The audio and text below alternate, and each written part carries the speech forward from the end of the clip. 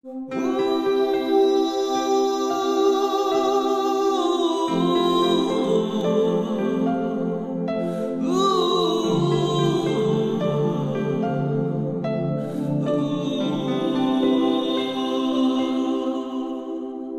আসে, চলে যায় ট্রেন। কোলাহল থামা ঘুমন্ত শহর থেকে জীবনের শেষ ট্রেন তাকে নিয়ে গেছে বহুদূর। তবুও ফেরারি মনের এবি অবিনশ্বর হয়ে আছেন আমাদের বিস্ময়ে। বাংলা রকের কিংবদন্তি সঙ্গীতজ্ঞ আয়ুব বাচ্চু, কৈশোরে পপ রক সম্রাট আজম খানের ব্যান্ড উচ্চারণের লাইভ কনসার্ট দেখে জড়িয়ে পড়েন সুরের সম্মোহনী জগতে। আমার জীবনে পাগল হওয়া শুরু হয়েছে সেদিন, যেদিন প্রথমে আজম ভাইকে টেলিভিশন দেখি, লেট গুরু আজম খান, এবং ওনার সাথে একজন গিটারিস্ট ছিল নয়ন মুন্সি। নয়ন ভাইয়ের প্লেইং দেখে আমি তখনই ডিসিশন করে ফেলেছি আমার লাইফে। I was a young kid, কিন্তু আমার ডিসিশনটা এরকম যে আমি ঠিক এরকমই গিটার বাজাবো, এই মানুষটার মতো গিটার বাজাবো। বিকজ উনি ওই সময়, আমাদের এত কিছু ছিল না ওই সময়, বাট উনি যেভাবে এই জিনিসগুলি করছিলেন না, আমার হচ্ছে এটা তো মানুষ না, দেবতা। প্রখ্যাত ব্যান্ড সোলসের গিটারিস্ট হিসেবে যাত্রা শুরু করলেও ডিস্টরশন, হার্ড রক আর হেভি মেটালের প্রেমে গড়তে হয় নিজের ব্যান্ড এলআরবি।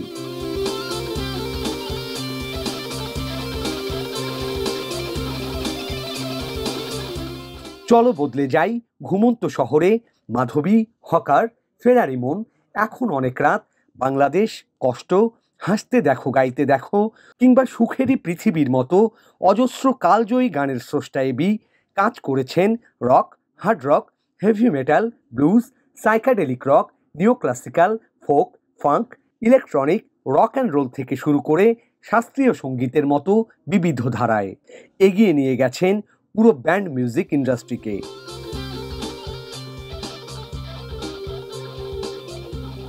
উনি একজন বড় নেতা ছিলেন, পুরো বাংলাদেশকেই গানে নেতৃত্ব দিয়ে আসেন। একটা নেতার যা গুণ থাকা দরকার, যা মনন মানসিকতা থাকা দরকার ছিল, আয়ুব বাচ্চুর কিন্তু সেটা আছে। ওনাকে কখনো মানুষ ছাড়া চলতে দেখি নাই, কখনো খেতে দেখি নাই, কখনো হাঁটতে দেখি নাই, কখনো বসতে দেখি নাই একা। উনি সবাইকে নিয়ে চলতেন। সিংহ রাশির সিংহ হৃদয়ে এবি আমৃত্যু ছিলেন তরুণ শিল্পীদের দৃপ্ত বাতিঘর, শুনিয়েছেন থেমে না যাওয়ার অভয় বাণী।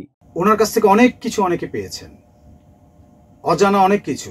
যেমন আমি যদি একটা ছোট্ট গল্প বলি, আমার একটা স্টুডিও ছিল ওয়ারিতে, সেই স্টুডিও চুরি হয়ে যায়, এবং এটা ছিল রোজার মধ্যে। তো স্টুডিওতে যখন চুরি হয়ে যায়, আমার খুব মন খারাপ। তখন আমার কাছে অলরেডি 4টা অ্যালবামের কাজ, আমার গানগুলো জমা দিতে হবে, আমি কিভাবে করব।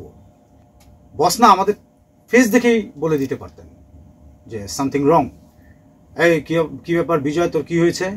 তখন আমি বললাম, বস আমার গতকালকে আমার স্টুডিও চুরি হয়ে গেছে, আমি খুব প্রবলেমের মধ্যে আছি। উনি বুঝে গেছেন, ওনাকে আর বাকিটা বলতে হয়নি। তখন উনি ওনার যে ক্রু ছিল স্টুডিওর বলে, এই সাইফুল, আমার একটা কিবোর্ড আছে না, মিডি কিবোর্ড, ওই কিবোর্ডটা ওকে দিয়ে দে। আমার বললো, এই কিবোর্ডটা নিলে তুই তো কাজগুলো সারতে পারবি। আমি বললাম জি। উনি আমাকে ওটা দিয়ে দিলেন। যে সে খুব সহজেই কাছে ডাকার যে প্রবণতা ছিল, সে কিন্তু যে কাউকেই বলতো যে চলে আসবি।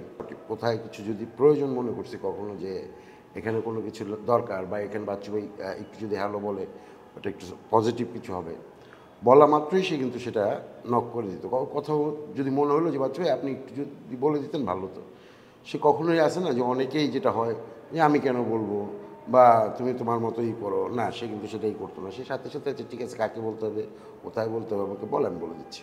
তাকে অনুসরণ করে হাতে গিটার তুলে নেয়া বহু কিশোর আজও ঘুমভাঙা শহরকে উচ্ছল করে তোলে ছয় তারের ঝংকারে। বাচ্চু ভাইয়ের সাথে যখন কাজ করেছি, একবারের জন্য আমার মনে হয়নি যে আমি একজন নতুন একটা ছেলে, নতুন এসেছি এবং নতুন কাজ করছি। তিনি আমাকে সাদরে গ্রহণ করেছেন এবং খুব সুন্দরভাবে আমাকে নার্চার করেছেন, এবং আমার সুরে, স্পেশালি আমার সুরে তিনি গান করেছেন। নোয়া আলাইহিস সালাম যেন নৌকা ছিল না, ওনার বোটে সবাই উঠে জীবন বাঁচিয়েছে, এরকম বিষয়টা এরকম যে উনি এরকম একটা জাহাজের মতো ছিল, সবাই ওনার উপরে চড়ে আমরা সার্ভাইভ করেছি। আমরা মিউজিশিয়ানরা করেছি, অনেক অসুস্থ মানুষও করেছে, ইন্ডাস্ট্রিও করেছে, ক্যাসেট কোম্পানিগুলোও করেছে। এক এক সময় যার যখন প্রয়োজন হয়েছে জননী ও জন্মভূমিকে স্বর্গের চেয়ে প্রিয়দর্শী এবি আজ চিরনিদ্রায় শায়িত ৩.৫ হাত মাটির ঠিকানায়। বারবার বিশ্ব জয় করেও ফিরে ফিরে এসেছেন প্রিয় কবিতার ছোট্ট উপমার মতো ভালো লাগা ভালোবাসার বাংলাদেশে।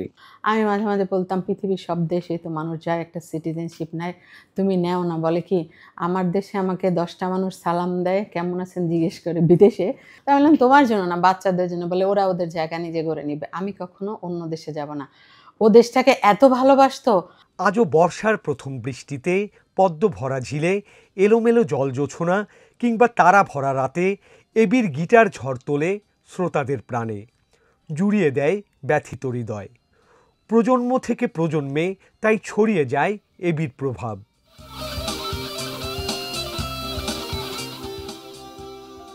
তাই শেষ ট্রেন চলে গেলেও চরাচর জুড়ে চিরসবুজ বাংলা রকের বড় বাবু মাস্টার আয়ুব বাচ্চু।